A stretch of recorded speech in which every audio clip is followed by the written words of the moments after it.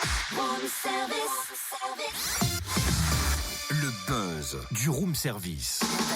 Le buzz du room service. Coup de projecteur sur un talent, un événement, une personnalité de Bourgogne-Franche-Comté. Bon bah c'est bon Cynthia, hein. J'ai réuni une équipe d'une vingtaine de personnes et moi aussi je prête main forte, j'ai mis ma tenue de chantier. On est prêt pour démarrer la construction du pont. Hein ? Mais quel pont ? Mais qu'est-ce que tu racontes ? Tu m'as dit, le buzz construit un pont entre l'Occident et l'Orient, donc j'ai trouvé de la main d'œuvre et il y a quand même du boulot. Hein. Bah oui, mais enfin Totem, c'était une image, tu vois. Il s'agit d'un pont culturel entre l'Occident et l'Orient. Et il se façonne le temps du festival Les Nuits d'Orient à Dijon et dans sa métropole dès vendredi et jusqu'au 10 décembre. Ah oui, c'est un rendez-vous incontournable de la saison culturelle dijonnaise qui attire plus de 15 000 spectateurs. En effet, et c'est déjà la 18e édition avec un programme dense, éclectique et tout public avec des invités de renom cette année et de nombreuses belles propositions. On va découvrir le programme avec Christine Martin, adjointe déléguée à la culture à Dijon. Bonjour. Bonjour. Si on parle de ce festival en termes de chiffres, c'est très impressionnant. Plus de 100 rendez-vous sont proposés pour cette édition. On en est donc à la 18e édition de ces Nuits d'Orient et nous avons une programmation cette année extrêmement intense.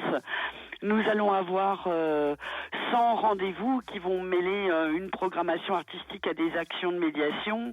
On va avoir 47 spectacles et expositions, concerts, théâtre, danse, 9 projets participatifs avec les habitants ou des classes. 21 ateliers artistiques ont été conduits ou vont être conduits durant le festival et puis des actions de médiation culturelle.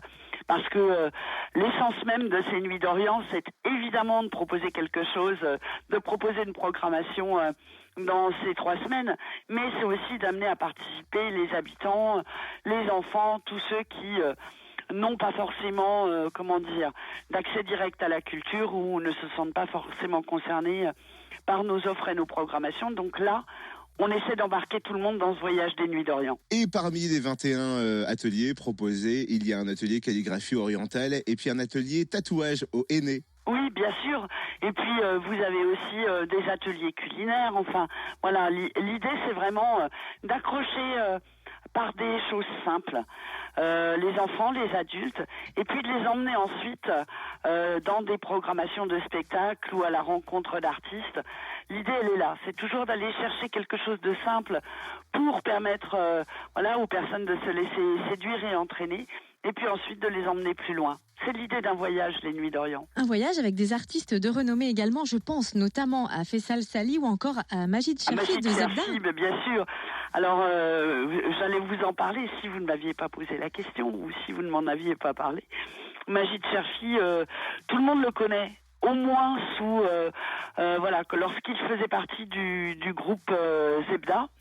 Et Majid Cherfi, c'est bien autre chose. C'est un auteur qui a fait partie de la sélection du prix Goncourt. C'est aussi évidemment un artiste et c'est quelqu'un qui aujourd'hui travaille en solo.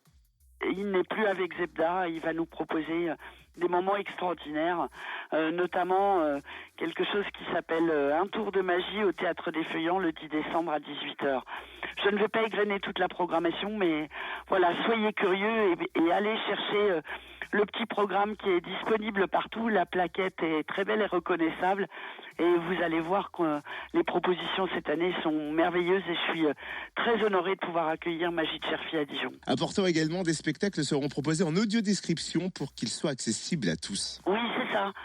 Quand on parle d'accessibilité à la culture, il est important que cette accessibilité, elle soit réelle et dans tous les sens du terme. Alors bien sûr, amener des publics à travers la médiation, mais aussi permettre à des publics qui seraient empêchés parce que sourds ou malentendants de venir voir nos spectacles. Et puis aussi des publics malvoyants. Enfin voilà, on a vraiment cette envie de partage tous azimuts et de partage avec des personnes qui peuvent être porteuses de handicap. Pour nous, c'est extrêmement important. Eh ben merci Christine Martin, adjointe déléguée à la culture à Dijon. Coup d'envoi donc du 18e festival Les Nuits d'Orient. Vendredi à Dijon et jusqu'au 10 décembre. Vous retrouvez bien sûr le programme complet sur www.dijon.fr ou sur la page Facebook Les Nuits d'Orient. Et notez que le kiosque sera à nouveau ouvert à l'hôtel de Vogüé pour accueillir et renseigner les festivaliers. Il ouvrira le 28 novembre.